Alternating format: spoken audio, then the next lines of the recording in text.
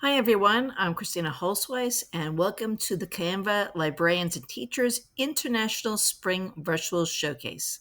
This is our seventh showcase, and I'm so excited for you to see all of these awesome presentations. Today, I will be discussing Designing Your Library Story, Canva for Powerful Advocacy. I'd like to invite you to join our Canva Librarians and Teachers Facebook group. We have almost 40,000 members worldwide. We also have a website that shows you different tutorials and videos and links about Canva and even templates. And we also would like to see you on social media. That's Canva Librarians and Teachers. Now, as we all know, Canva is a wonderful tool for telling our story. It's got so many templates and videos and graphics and so many wonderful features. But if we don't have anything to say, it doesn't really matter what it looks like. So I just want to remind you of the 5 points of library advocacy. Number one, you are always advocating. So whether you are in a library or in a doctor's office or at the mall or even on a plane on your way to a library conference, you are always advocating for school libraries. Advocate through various roles. So if you can, speak up at a school board meeting as a parent or a taxpayer. Go to bookstores, speak up as a reader, go to public libraries as a patron, not only as a school librarian, but also as a member of the community, a taxpayer, a parent, all of your various roles. Show up and share out. We need everyone to speak up for school libraries. So don't just think, oh, it's just, someone else will show up or I'm too busy that night. Please put your information on social media, speak up at a school board meeting, create flyers, or even just talking to people. Show up and share out. Always be positive and proactive. Uh, Later on, when it's like budget vote time, when it's just that time of the year, it's kind of late in the game. You need to start advocating earlier on. So if you need to talk about a budget or you need staffing, start putting that positive energy early on and showcase what's going on in your library. What are your students doing? How are you collaborating with teachers? What authors have visited your library? What community outreach? Talk about those positive and proactive things that you've done in your library. So when it comes time to ask for a larger budget or for more help, you'll be able to justify these are the things that you've done in the past and why you need more resources. And always put your audience first. Every audience has a different mindset. Your administrators, your teachers, your students, your parents, even community members who don't have any kids in the district. Everyone has their values and what's important to them. So put your audience first when you're creating the message. So here is some advice on how to craft messages that people will actually listen to. First of all, advocacy only works when you solve someone else's problems. So think about it. How can your library solve problems maybe that administrators dealing with? Maybe administrators are looking at test scores. They're looking at students maybe need to be in an inclusive environment, or maybe there's social emotional learning. What are administrators looking for? What are the problems that they're trying to solve? And teachers, what problems are they trying to solve? Are they trying to find ways to encourage their students to read? Are they trying to find ways to connect literature and the curriculum to technology? Again, find the solution in your library. Think about parents. Think about your community members. What are they really looking for? Everyone has a different need, and how is your library going to solve that problem? So I read a lot of business books and psychology books because I like to think about library advocacy as marketing. So I try to think about how to craft my message. So this book, The Catalyst: How to Change Anyone's Mind by Jonah Berger, has wonderful advice. Instead of pushing your agenda or trying to tell people how they should use the library or how you can solve the problem and being very pushy about it. Be a catalyst. How can you make it easy for them to use the library, or easy for them to see how integral the library is to students' education? So encourage people to convince themselves that the library is great. Help people let go of the old habits. Break down change into smaller steps. Enable people to try out changing with low risk, and share corroborating evidence using multiple sources. Especially if you're a new librarian in a new space and you're trying to maybe revive, maybe a library that wasn't used that often, or maybe an administrator who never saw the library as a place that is integral to education. Think about how you could be a catalyst. How can you make it easier for people to view the library as an important part of the learning community? And as I've said before, think to yourself, what is the greatest challenge your stakeholders are facing? And I know there are a lot of challenges these days with school librarians and libraries. We have, small budgets, not a lot of time. Sometimes we don't have staff. Many times librarians are dealing with challenged books, or people in the community who don't see eye to eye on the purpose of the library. There are a lot of challenges going on. Think about the challenges your stakeholders are facing and how you can solve that problem, or at least help them with that challenge. One format I highly recommend for creating an elevator pitch is explained by Donald Miller in his book Storybrand. Start with the problem, put yourself in your stakeholder's shoes. Solution, how can you solve the problem? And success, show how the result looks and feels. So instead of explaining that you're a librarian and help kids research, or the library is an inclusive place for everyone, put yourself in your stakeholder's shoes. Explain how you solve the problem and how it looks and feels. So, for example, if you were talking about creating a place inclusive for everyone, you can say, today's problem is some kids don't feel like they belong, and they may act out, and they need a place that they feel is inclusive and welcoming for them. Perhaps they come from a home that they do not feel welcomed, or they are being bullied. The solution is, I provide in my library a place for everyone to feel welcome, for everyone to belong, and for everyone to feel that they are part of our global community. And everyone who visits my library is always feels welcome and has a smile on their face when they leave my library. So that would be maybe an elevator pitch that you could take that and put that into Canva and tweak it a little bit, and using images and videos and text, very simple text, you can show how you solve a problem and what the success looks like. So again, like I explained, that Canva does have some really great templates and images and graphics, but what are the strategies that you can use in your words to capture people's attention? Now, this is a chart based on information in another one of Jonah Berger's books called Contagious: Why Things Catch On. And it talks about how to make your message contagious.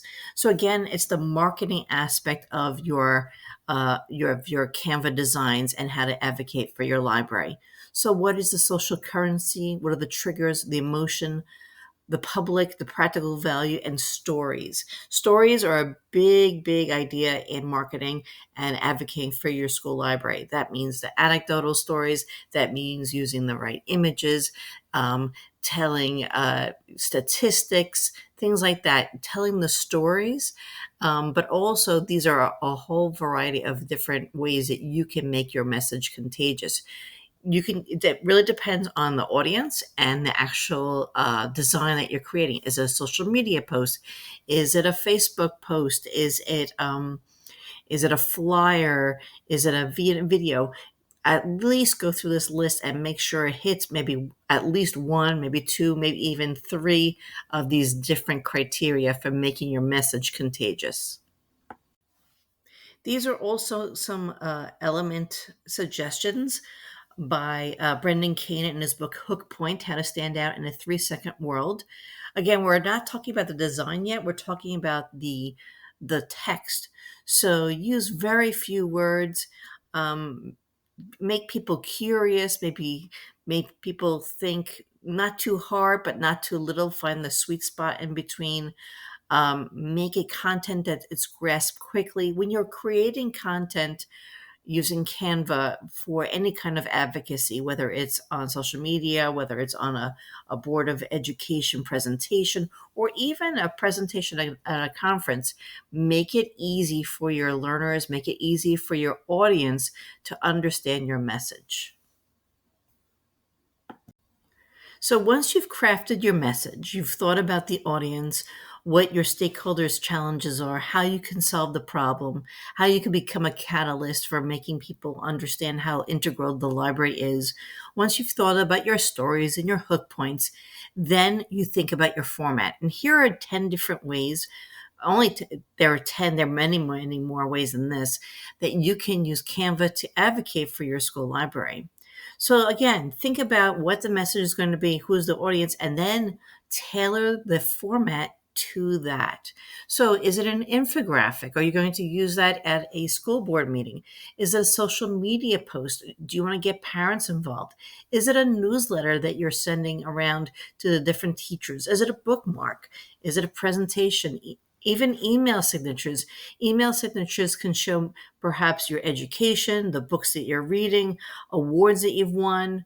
Is it a poster? Is it a flyer? Are there videos or GIFs or even advocacy reports? These are just 10 of many, many ways that you can use Canva to advocate for your school library. Whether you're a newbie or you've been using Canva for a while, you'll know there's so many different features of Canva that it becomes overwhelming. I'm going to review a few of these features that are very helpful for creating different social media and newsletters and websites and other formats in Canva to advocate for your school library. These are just a few of the many features, but I think these are some of the, I guess, most impactful features that you can use. So Canva includes its Magic Write, which is an AI almost version of like a chat GBT. And in Canva, you can use Magic Write to help you brainstorm. It can help you brainstorm elevator pitches, newsletters, social media posts, blog posts, all kinds of things, even emails.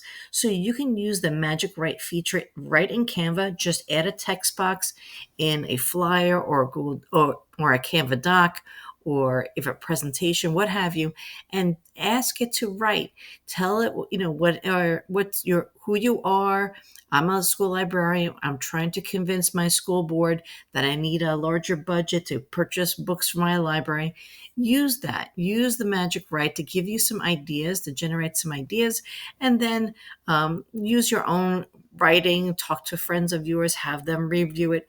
But Magic Write is a really great way to start to brainstorm. It's like it's a super assistant, and you don't need to leave Canva in order to use like a chat GBT. It's automatically in the Canva.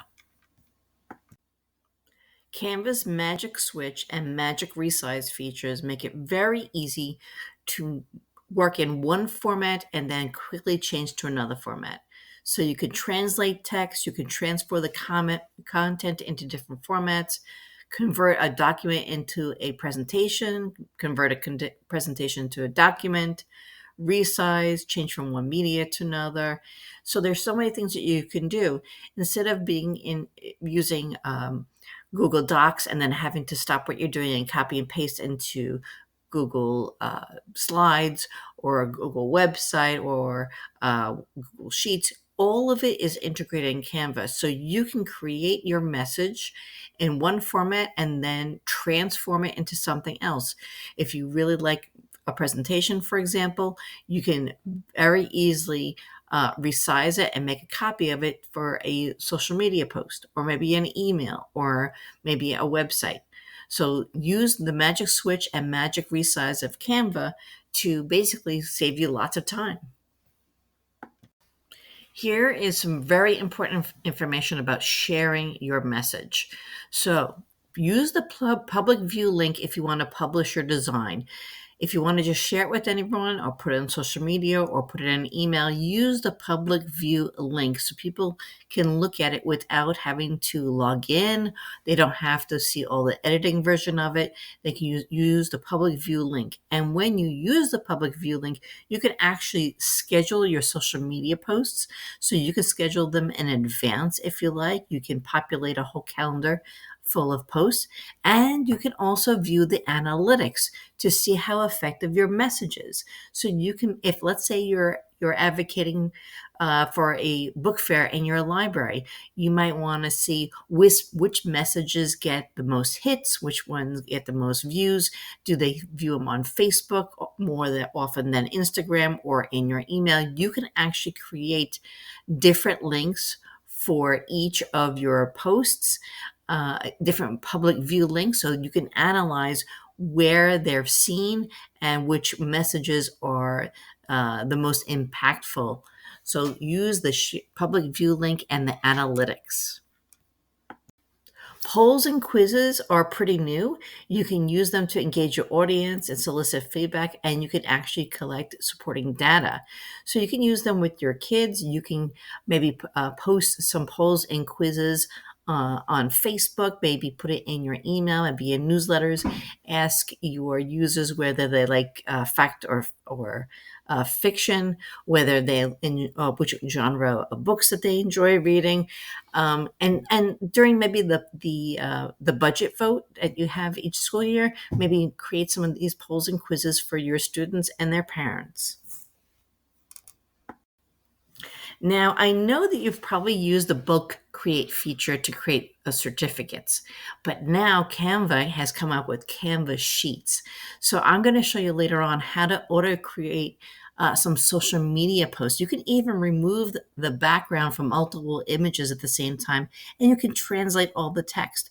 By just using Canva Sheets and the bulk create feature, you can make social media posts really easy to create and to send out. So again, once you have your message, once you've decided how you want to advocate for your school library, once you've decided which format, here are some of the great features you can use. And now I'm going to show you some awesome examples. Here are two social media posts for two entirely different audiences. So on the left-hand side, we have a library playground at NYSCATE, New York State Computers and Technology and Education Conference. And it is advertised in the library playground and asking librarians if they'd like to participate, and also just basically just showcasing it. So it's got vibrant colors, it's got the information that you need, and it has a video showing students, showing kids in a makerspace, and basically showing how librarians also are using makerspace activities in the library playground at NYSCATE. So that's basically advocating libraries as a place of fun, inclusivity, STEM. That was that audience. The audience on the right is actually a post that I created. I was trying to advocate for a school librarian in our school district. In our sixth grade center, we didn't have a full-time certified school librarian for about a decade because in New York State, elementary school librarians are not state mandated. So I tried to create some social media posts that would explain to people that we were the only district in our BOCES, our Western Suffolk BOCES, whose sixth graders did not have access to a full-time certified school librarian. So I made this, it looks like a library card, and I wrote all the different school names as if they were written down, and the date due, and how we were overdue because we didn't have that. Again, I tried to make it as concise as possible because I wanted to put it on social media, and that infographic told a lot in that one story. So again, think about the audience. Think about the format should be in. Should it be in video? Should it be in text? The right is an infographic and the left is a video. Now, here is a copy of our library school newsletter that we would create each month and distribute through email to our teachers and our administrators. It basically showed what was going on in the library. Sometimes we had a student spotlight. We always had a community service corner because we have a community service program, some books to recommend, and basically showing, some tech tips, surveys. And so it was an easy way to show many of the new books and the new programs in our library in a very graphic way, using images, using color.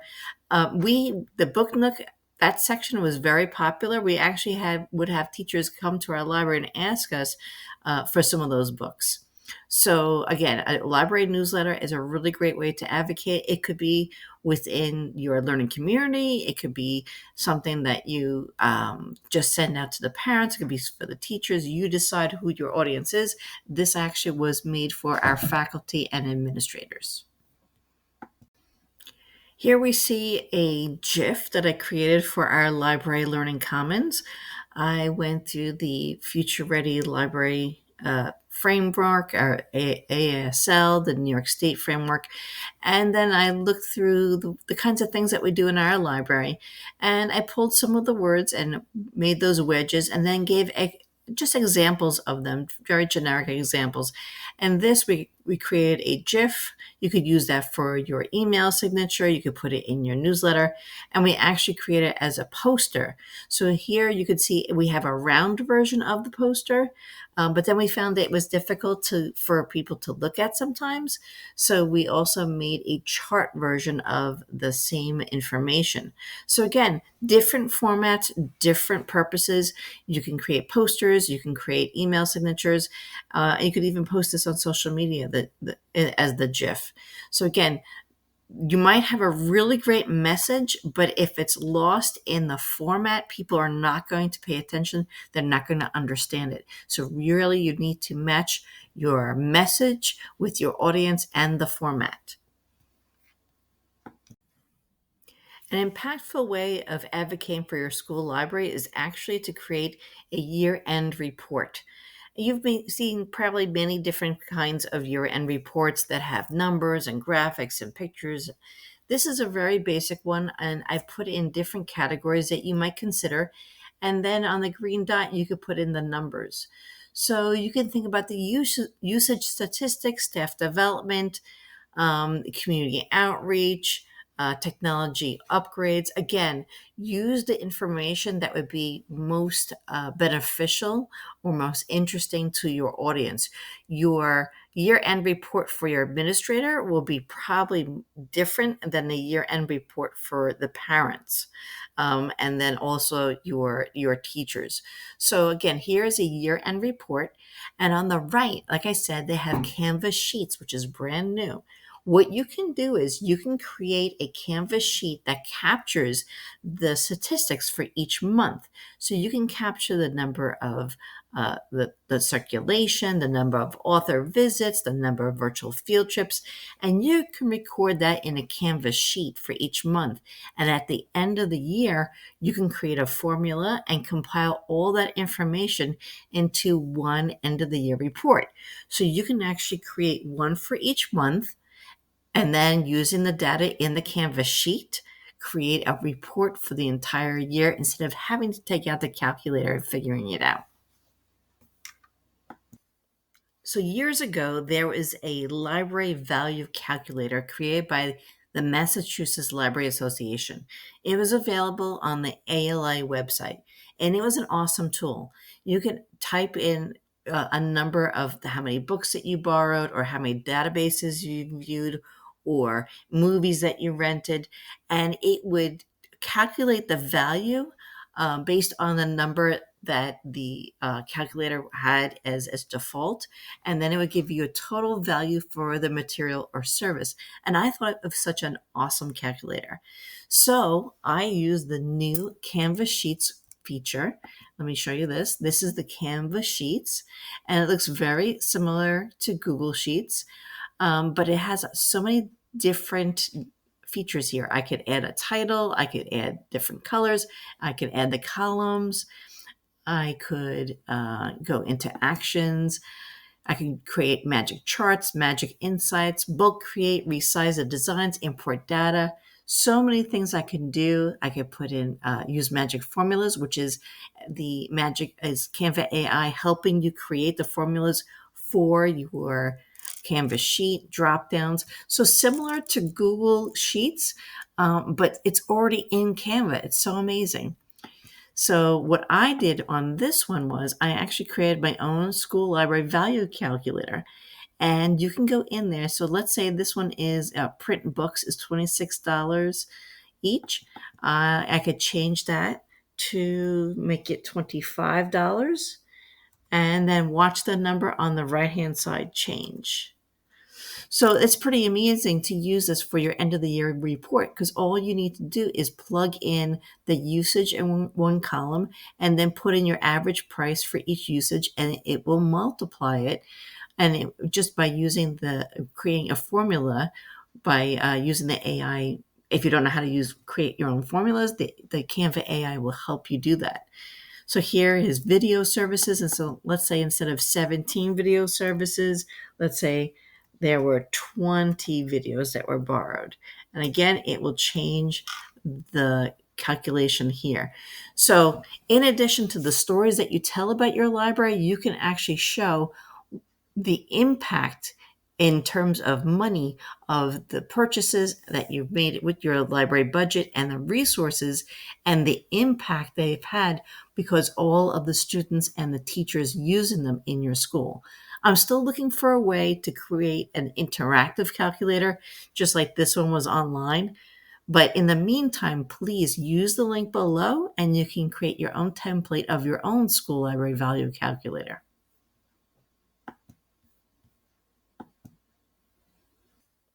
So years ago, there was a library value calculator created by the Massachusetts. Lastly, I'm going to show you an amazing integration between Canva Sheets and Bulk Create that I learned. Now, those of you who've created certificates, like I said, you probably uploaded your information manually or you uploaded a CSV file. Well, you can create Canva Sheets directly in Canva and populate social media, as well as other things. So here is a Canva sheet that I created right here. And I just put in 2 headings. Don't forget to put in headings. And then on the next page, I created a little social media post or graphic.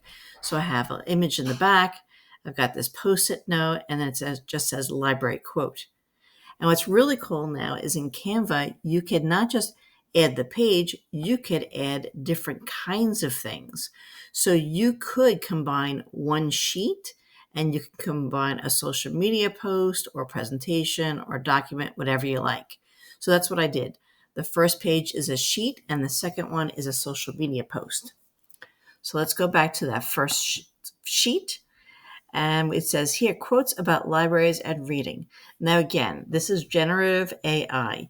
You really should double check that everything that is generated in Canva or any other AI is correct. So for the purpose of this lesson, I'm going to show you how to generate, but I just want to remind you that you do need to fact check and make sure that the quotes are attributed to the right person, they're spelled correctly, all those things. I'm going to assume that this time, but you should do that every time you use generative AI. So this column I typed in, I wrote quotes about libraries and reading. So what's really amazing is I can click number 2 to, let's say, number 10. And then I can click actions, fill empty cells. And the AI looks at the heading and realizes what I want. And it is going to fill those empty cells with quotes about libraries and reading. Again, fact check, double check that the names are attributed to the right quotes, but I think that's pretty amazing.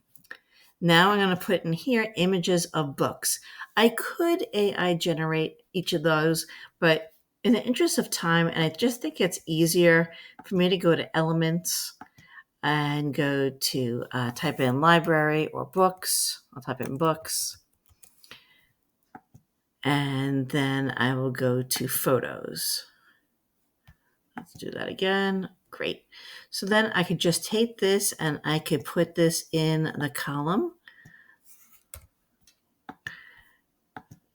There we go. I click it and I don't drag it, just go in here and I can click all of these pictures and put them directly into the Canva sheet. So again, you're not just limited by text. You can put all sorts of things in the Canva sheet. All right, so now I have 10 quotes about libraries of reading and then images of books. I also have my template over here. So what we're going to do is we're going to bulk create all these social media posts.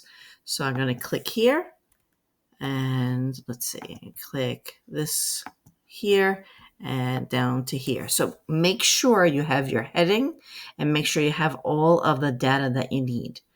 Then you go to actions and you're going to go to bulk create. So let's click bulk create.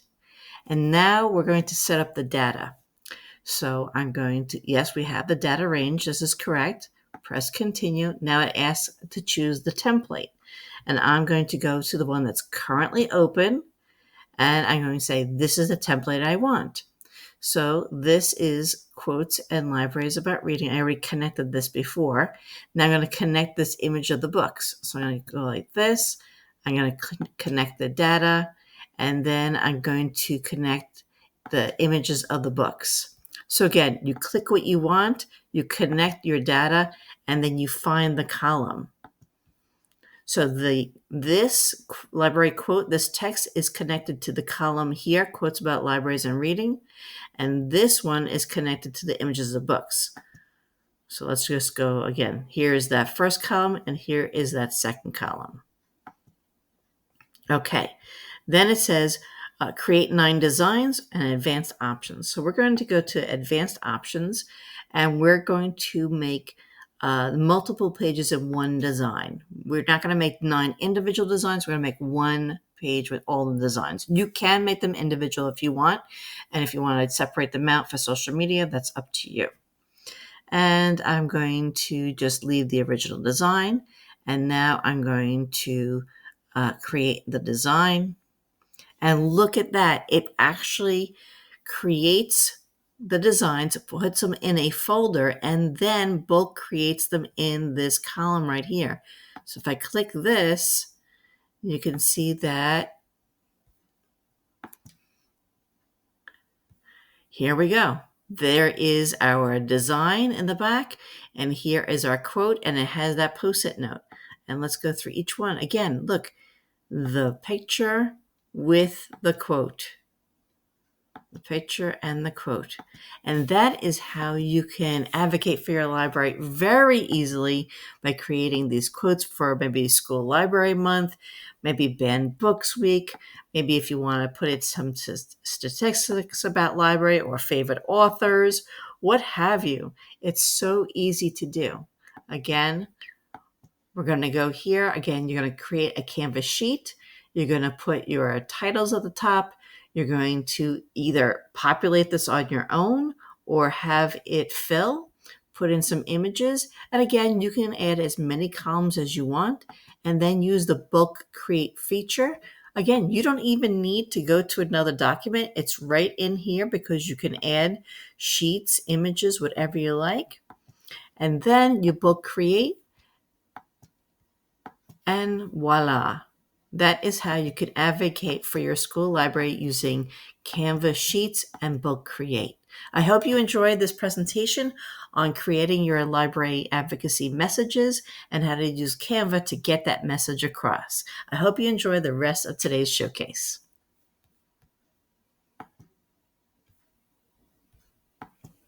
Lastly, I'm going to show you an amazing integration between Canva Sheets and bulk create